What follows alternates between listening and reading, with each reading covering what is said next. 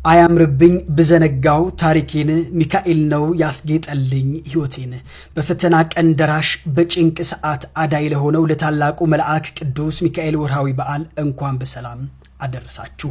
በቅዱስ ሚካኤል ምልጃ ሕይወታችሁ ያማረላችሁ ሕይወታችሁ የሰመረላችሁ እስኪ የታላችሁ አለሁ በሉ።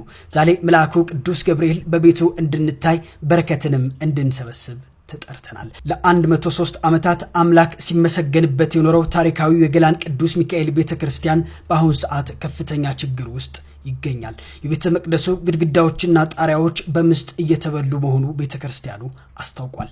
በዚህም ምዕመናን ተረባርበው አዲስ ቤተ መቅደስ መገንባት ከጀመሩ 1 ዓመት ተቆጥሯል። ታዲያ ስራው ጣራ ላይ ደርሶ የሁላችንንም እገዛ ይሻሉ። የመልአኩ ወዳጆች ሆይ ዛሬ ቢያንስ የ200 ብር ስጦታችሁ ለዚህ ቅዱስ ቤት እንድታበረክቱ ስለ ሚካኤል ተብላችኋል።